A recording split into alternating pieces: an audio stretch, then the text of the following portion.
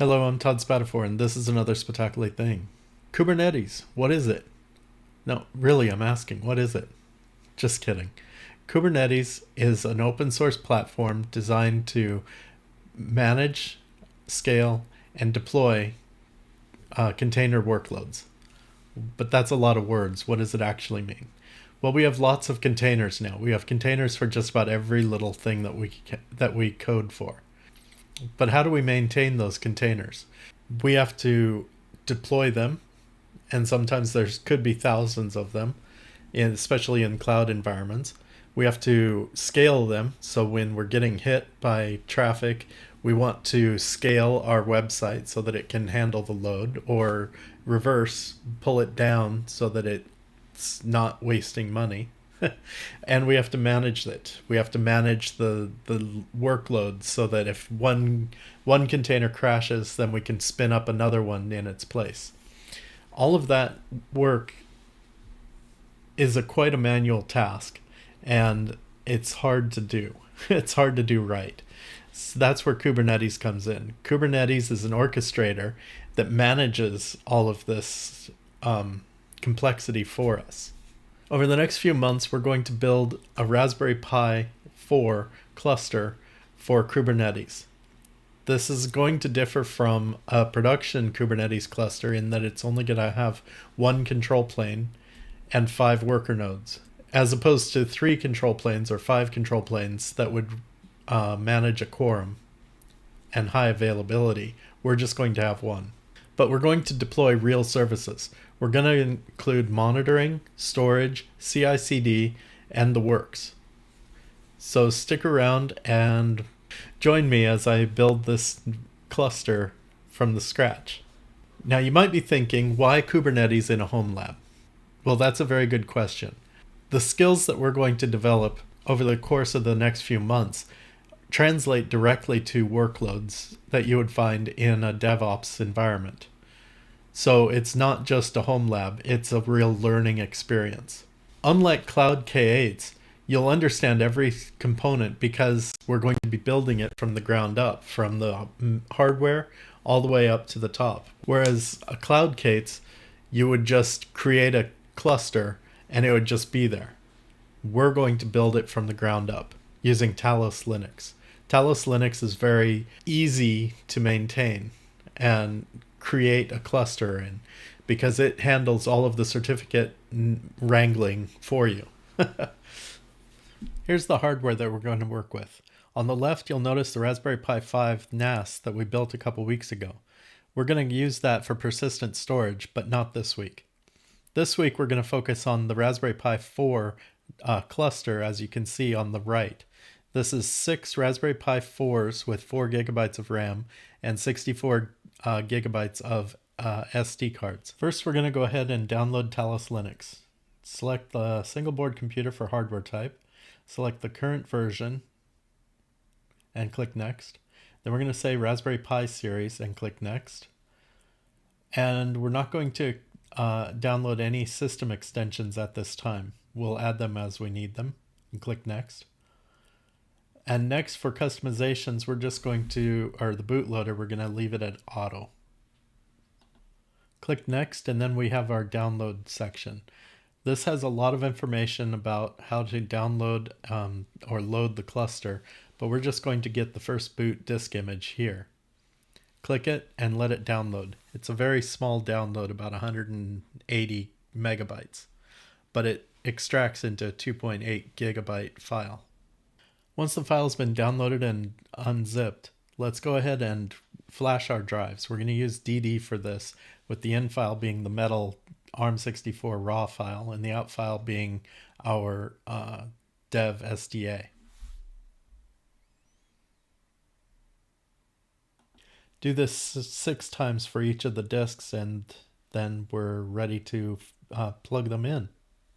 Once Raspberry Pis are booted, let's go ahead and set some environment variables. First one is control plane IP, so that we can make our commands a little bit easier to see and read. The second one is, of course, an array for our worker nodes.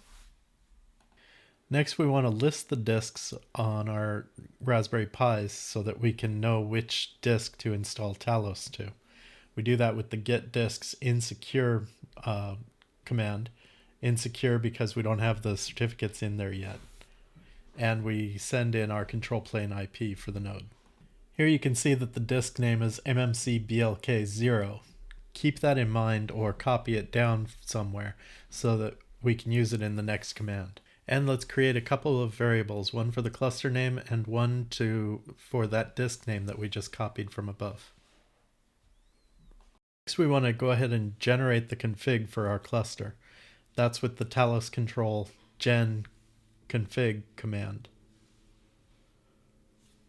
This generates 3 files, the control plane YAML, the worker YAML, and the talos config file. After the config files have been generated, let's go ahead and apply the control plane YAML file to the control plane. Let's do a little for loop so we can apply the changes to our worker nodes individually all at the same time. Next, we apply the talos config to the control plane. Then we go ahead and bootstrap the control plane. In order to use kubectl, we need to get the config file from Talos. So to do that, we do talos control kube config and get the configuration file from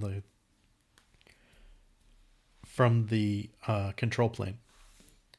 Now, if you're eagle-eyed, you can see that I've already done this, and so I get a little error message asking if I want to overwrite, and I say yes, because I want to overwrite the old kube config that I had.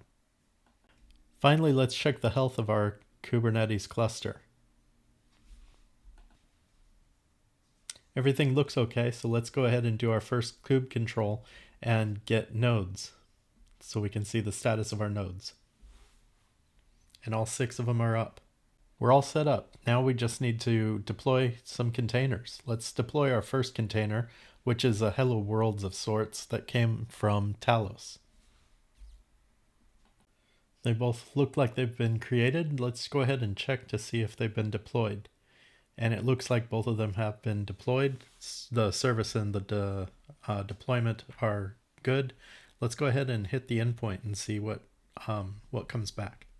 Next, we're going to go ahead and set a variable for our node IP. This actually just gets the node IP of any of the nodes, well, of the first node in our cluster. It would be easier just to use the IP address of our control plane, but this is more complicated and looks prettier on the screen. And just in case we do it twice, just in case the first time it didn't work, and we echo our result just to make sure that it's there. And we're going to do something similarly complicated to get the node port. Once we have the node port and the node IP address, we're going to curl the address to get the result. And that worked. So let's go ahead and whip up a quick Nginx pod. Now this is going to be done manually. We're going to introduce Helm in a future video, but for now we're going to do this the manual way by typing out our API version and everything that is needed for a pod. This YAML file has both the deployment and the service inside of it. Now that we've completed that, let's go ahead and apply our YAML file to Kubernetes. We do that with kubectl apply. And of course, once we apply it, we get a warning that we're not following security best practices. So let's go ahead and fix that in our YAML file. Back in our YAML file, we want to modify this to run as non-root and run as a user 101, as well as some other security best practices in here. Okay, apply the changes and then we are good to go. Let's check it out. The pod is running and our service is also running. And you can see here that we get our service IP address from there. Now let's go ahead and navigate to that URL. And sure enough, there is welcome to Nginx.